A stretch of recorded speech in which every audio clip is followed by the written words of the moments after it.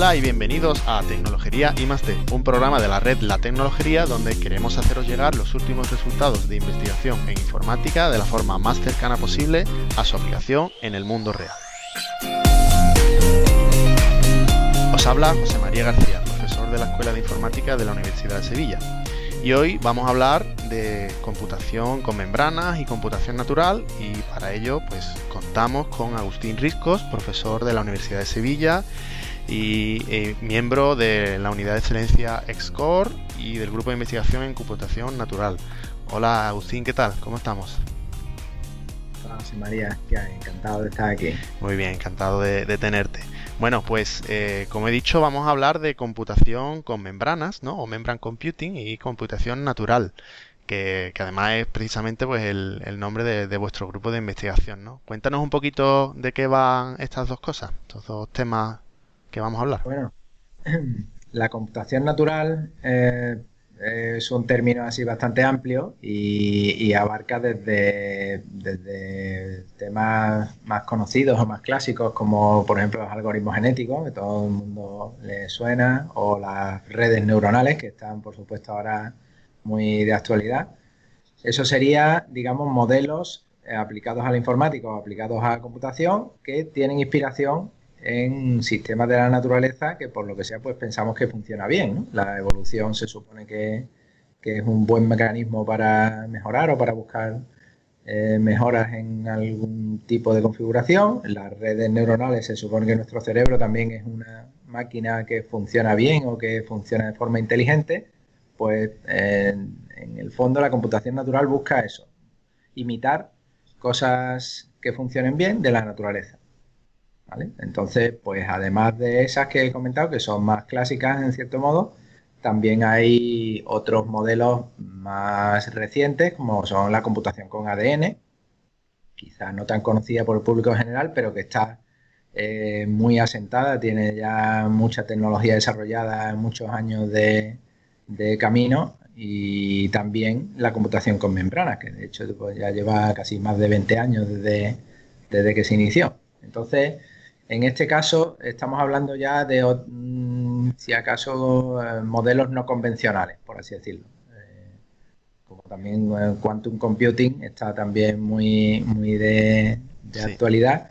Ese quizás hay un cierto debate en si el tema cuántico es natural o es ya otras cosas físicas, pero hay multitud de paradigmas muy fascinantes de computación con láser y, en fin.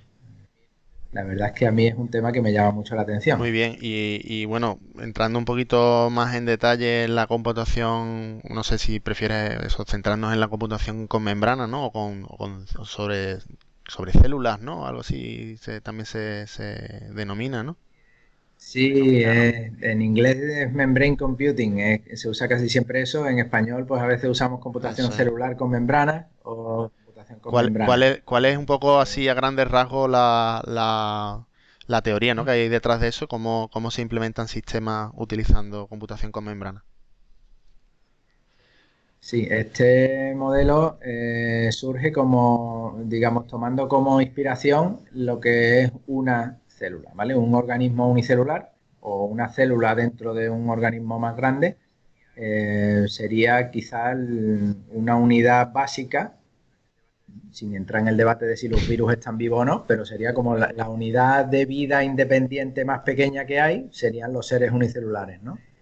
Entonces, intentar aprender de esa entidad que tiene en su funcionamiento, que tiene en su estructura, que le hace funcionar bien. Entonces, pues la computación celular con membrana es una abstracción matemática, ¿vale? Es un modelo de computación, digamos, se diseña como utilizando lenguaje orientado a máquina, como si diseñáramos un autómata, ¿vale? Los autómatas finitos, máquinas de Turing y cosas así. Pues en este caso, nuestra máquina va a tener una serie de regiones delimitadas por membranas, ¿vale? Valga la metáfora o la palabra utilizada en ese sentido. Y dentro de esas regiones de la máquina, pues va a haber elementos que son susceptibles de transformarse o de moverse de una región a otra.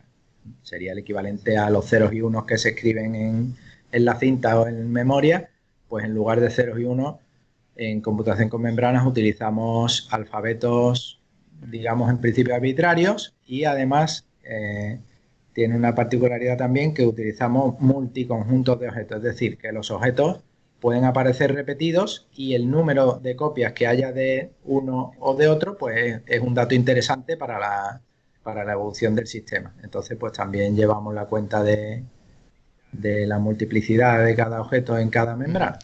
Y a lo mejor un ejemplo de aplicación de esto en un problema concreto que nos pudieras comentar.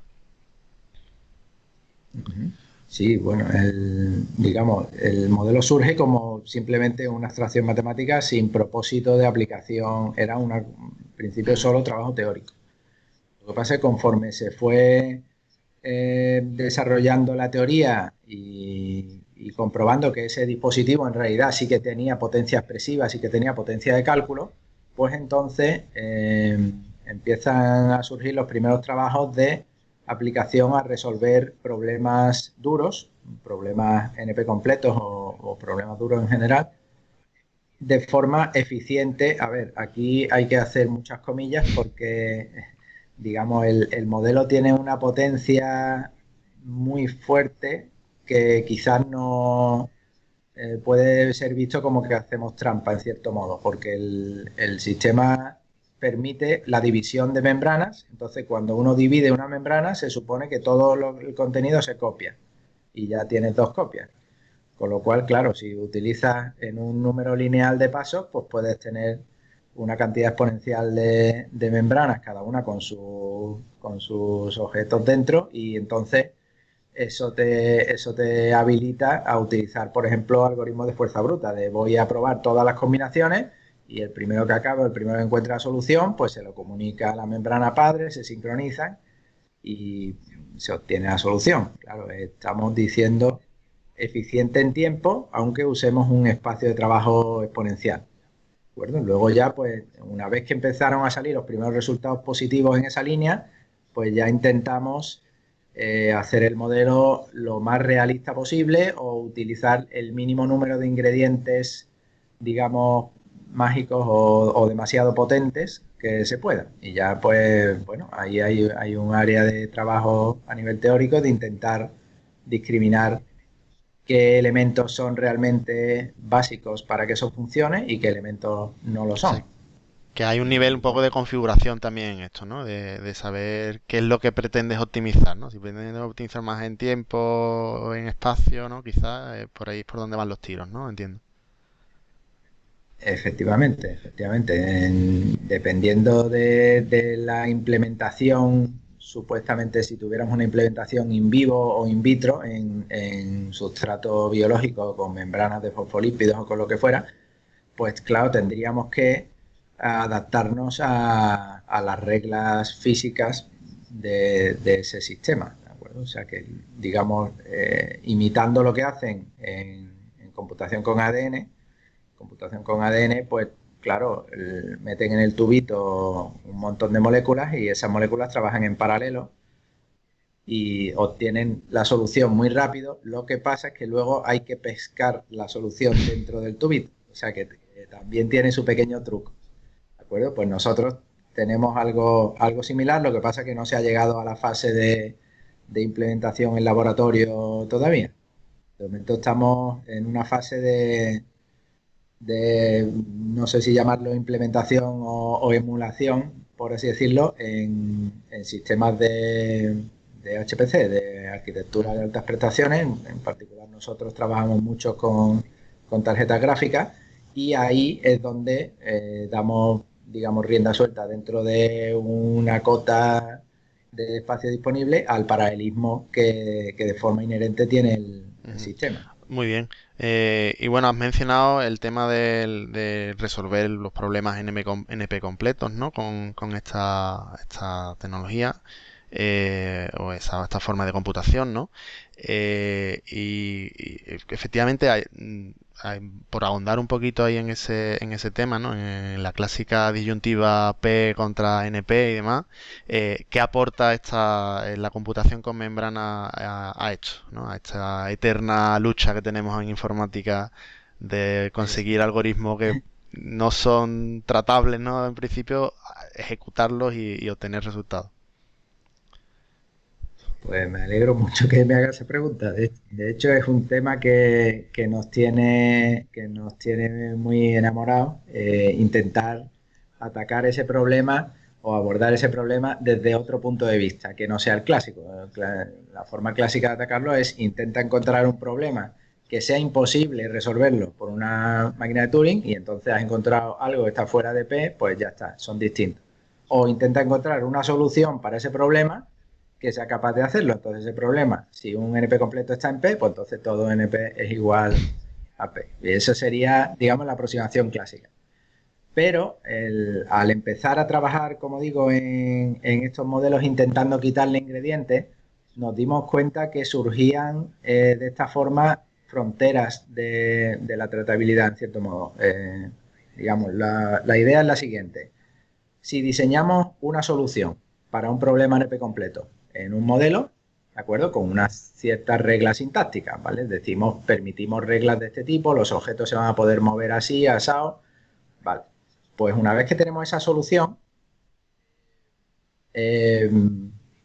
descubrimos que hay otro modelo muy parecido, pero que en lugar de usar esas reglas, usa unas reglas un poquito diferentes. O digamos, por ejemplo, en lugar de tener el número de objetos de cada regla, que sea 4 objetos en cada regla, pues que sea 3 objetos en cada regla, o que sea 2.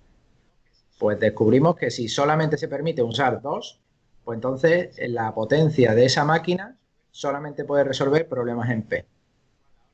Con lo cual ahora tenemos una frontera diferente. En lugar de decir voy a intentar atacar un problema a ver si encuentro solución, si demuestro que existe o si demuestro que no existe, ahora voy a decir tengo una solución que usa una propiedad de tengo 4 objetos y sé que si demuestro que en lugar de 4 consigo hacerlo con 2, entonces habré demostrado que es igual P y NP. O si demuestro que es imposible que esa máquina con 2 resuelva ese problema, entonces habré demostrado que es distinto. O sea que, digamos, sería la diferencia es, en lugar de adaptar una solución no determinista a una determinista, adaptamos una solución que usa unos ingredientes e intentamos ver si es posible conseguir la misma solución sin ese ingrediente.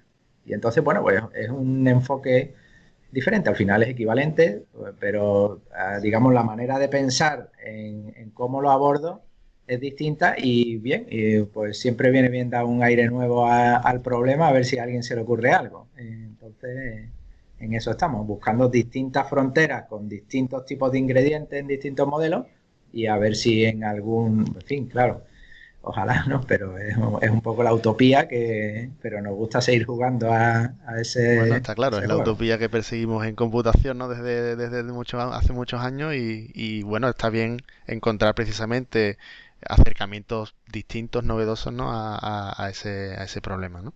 Muy bien. Eh, Luego, bueno, yo creo que esta con forma de computación tan bioinspirada, ¿no? Que hacéis y demás, bueno, que aun haciéndolo todavía, como dices, en HPC y demás, que todavía quizá quedaría el paso de llevarlo bueno, a un experimento real con células y demás, ¿no? Como dices. Em, pero en lugar de, yo estoy pensando más en cómo sois capaces o de qué forma sois capaces de aplicar esto en problemas de ingeniería, en problemas reales, y qué ventaja ofrece, ¿no? ¿Qué ventaja ofrece esta técnica? Vale, sí. Bueno, entonces, eso es que quizás me he ido por las ramas hacia una rama y me he dejado otras sin comentar. A la hora de plantear el modelo es una máquina, pero para poder usarlo hay que tener una serie de instrucciones digamos, una gafa, según qué gafas te pongas, vas a usar la máquina de una forma o de otra. Entonces, inicialmente, como digo, se empezó a estudiar a nivel teórico y se usaban las máquinas como si fueran la teoría de autómatas o teoría de lenguajes formales, a nivel generativo de qué posibles salidas me puede dar esta máquina a partir de una configuración inicial, o a nivel de aceptación, de aceptar un lenguaje, aceptar un conjunto de números. Si yo le doy esta entrada, la máquina para y acepta o para y rechaza. Entonces había un concepto de el input y el output muy marcado. Pero bueno, eso al principio fue solamente así. Entonces, cuando empezamos a resolver problemas, pues tengo la entrada del problema y mi salida pues puede ser un número. Puedo estar calculando una función, le meto n y me devuelve f de n, o bueno, o puedo estar, si es un problema de decisión, pues la salida va a ser sí o no, pero no deja de ser un cálculo de una función.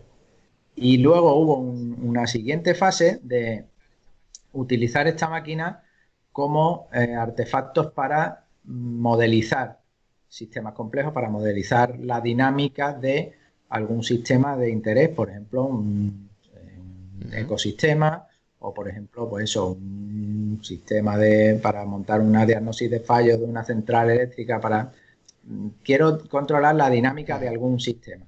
Entonces, aquí ya no hay un concepto de salida de cuando la máquina para y te devuelve lo que sea, sino que en este caso lo que hacemos es observar cómo evoluciona la máquina, cómo evolucionan los objetitos estos que hablábamos, ¿vale? La metáfora de las proteínas o de las moléculas, cómo van cambiando en las regiones y, digamos, guardamos una traza de la cantidad de objetos que hay en un cierto momento.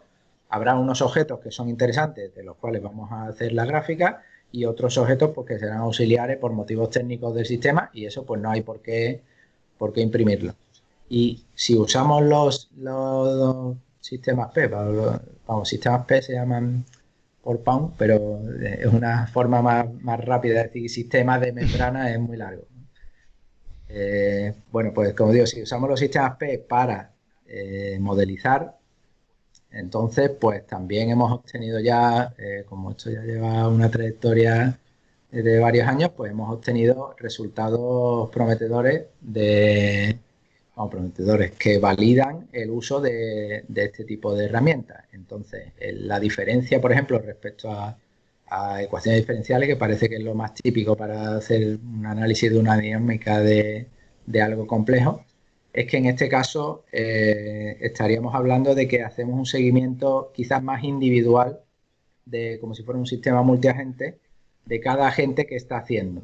Entonces, cuando el número de ingredientes, el número de moléculas en juego o el número de células en juego es muy pequeño o no está homogéneamente distribuido, pues en esos casos quizás las ecuaciones diferenciales tienen ahí un pequeño punto débil, y en esos casos nuestros sistemas sí que permiten hacer experimentos virtuales, bueno, con la semántica probabilística o estocástica con la que queramos implementarles, pero entonces tenemos en ese campo estudiado pues distintos tipos de algoritmos que reparten las probabilidades de que una regla se aplique o que no se aplique y cosas así, y hemos hecho tanto a nivel macroscópico de analizar, por ejemplo, la población de quebrantahuesos en el Pirineo, porque, bueno, no es que esté amenazada la especie a nivel mundial, pero en España sí que tenían muy pocas especies, o sea, muy pocos individuos,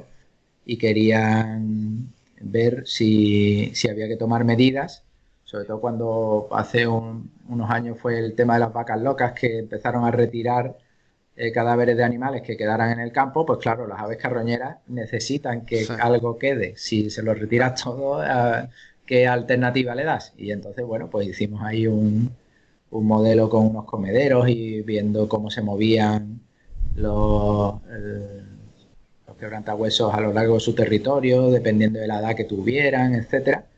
Y nos fue bastante bien.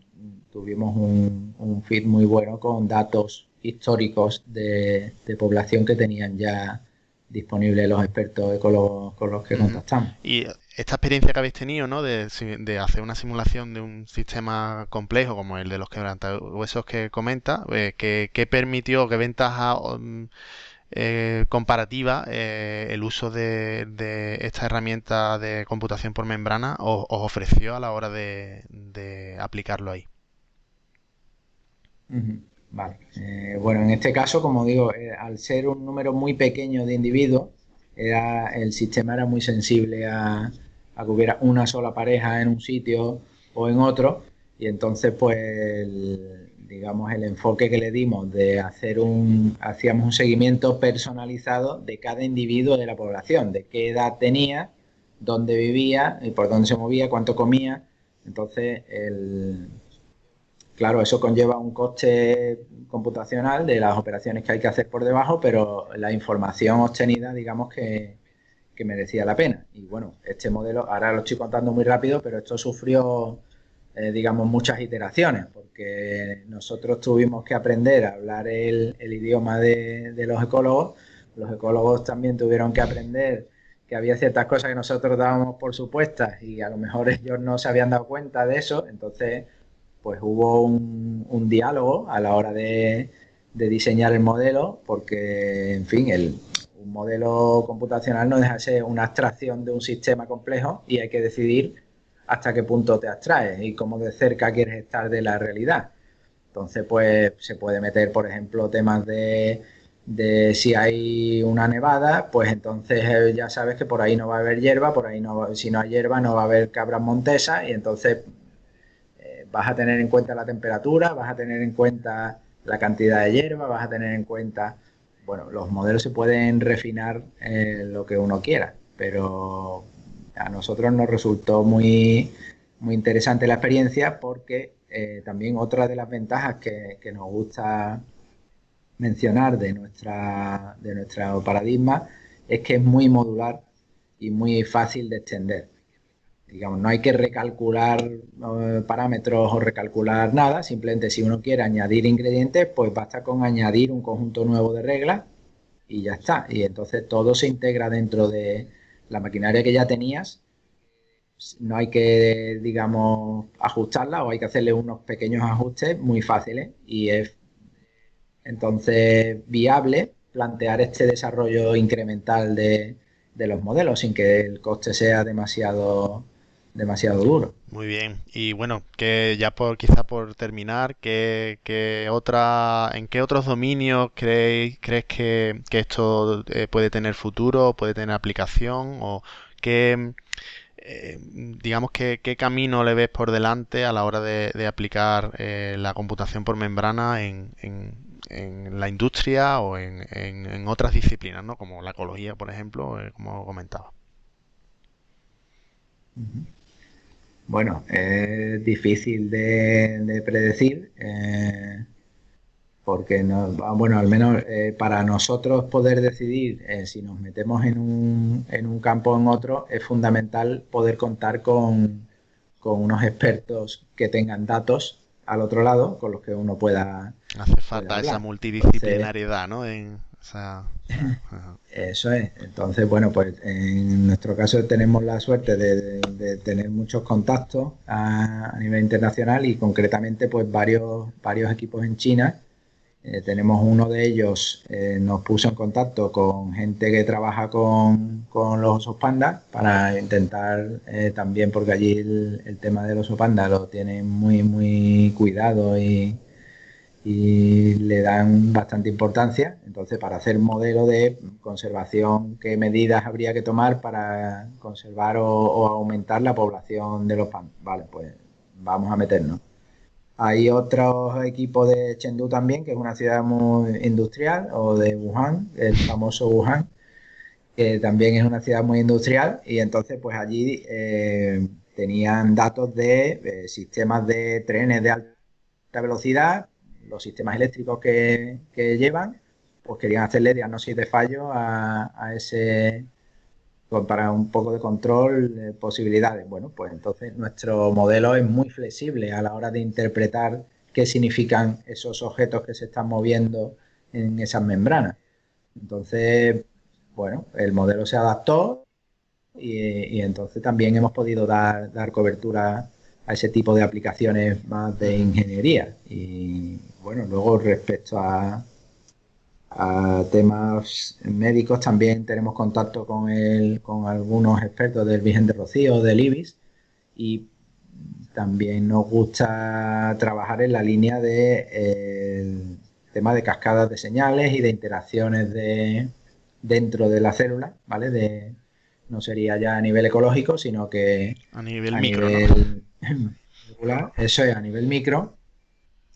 Y claro, a nivel micro es también muy difícil porque hay muchos agentes, muchas interacciones, y muchas se conocen pero otras no. Entonces, en este caso es muy interesante hacer predicciones con modelos computacionales, por ejemplo, para evaluar qué prioridad hay que darle a ciertos ensayos clínicos. Si uno está buscando una diana terapéutica, ¿vale? Nosotros hemos trabajado con temas relacionados con la apoptosis, que están relacionados con cómo intentar atacar a las células tumorales para convencerlas de que no sigan creciendo, o con temas de, no sé, otro tipo de señales para intolerancia a algo. Entonces, ¿qué genes hay que detectar para decir un diagnóstico, o qué tipo de marcadores hay que intentar bloquear, qué tipo de receptores de la célula habría que intentar bloquear para que eso luego redunde en que la célula haga lo que debería hacer? O sea que, bueno, también, no por nuestra parte, pero también por parte de un equipo de Valencia, también están trabajando en modelos de predecir el tema de la resistencia a los antibióticos. Pues hacen modelos basados también en computación con membrana para intentar eso, decir, si seguimos por este camino vamos a generar bacterias súper resistentes, qué tipo de combos habría que hacer o qué tipo de duración habría que hacer a los tratamientos para asegurarnos de que eso no pase. Pues, en fin, en definitiva, simplemente proporcionarles a los expertos en temas de salud en general herramientas baratas desde el punto de vista de un laboratorio. No necesitas materiales, no necesitas un técnico ni una máquina centrifugadora ni nada, solo necesitas un buen servidor de computación que los tenemos más o menos disponibles a un precio más asequible que los otros, y eso te da unas predicciones que, claro, intentamos trabajar para hacer los modelos validados y lo más fiables dentro de que es un proceso con un cierto comportamiento probabilístico o estocástico, pero bueno, hasta ahora nos va relativamente bien Muy en esa bien, línea. estupendo. Bueno, pues yo creo que le hemos dado un buen repaso desde el punto de vista teórico a cómo esto se implementa, ¿no? Se realiza en muchos distintos dominios, como hemos visto, que tiene una gran aplicación. Y bueno, yo creo que aquí da para varios episodios. Así que no sé si en próximas temporadas seguramente volveremos a ahondar en esto porque es muy interesante sin duda. Bueno, pues muchas gracias, Agustín, por prestarte a esto y por tu participación. Pues nada, gracias a vosotros por contactar Y conmigo. nada, simplemente para terminar, recordaros que si queréis contactar con nosotros podéis hacerlo por correo en hola@tecnologería.com. En Twitter y Facebook nos podéis encontrar como Tecnologería, directamente en la web también en tecnologería.com, o siempre os podéis suscribir en ebooks, iTunes o en YouTube y ponernos comentarios ahí. Queremos por último agradecer a la Universidad de Sevilla el soporte que nos ha dado para grabar este programa a través del sexto plan propio de investigación.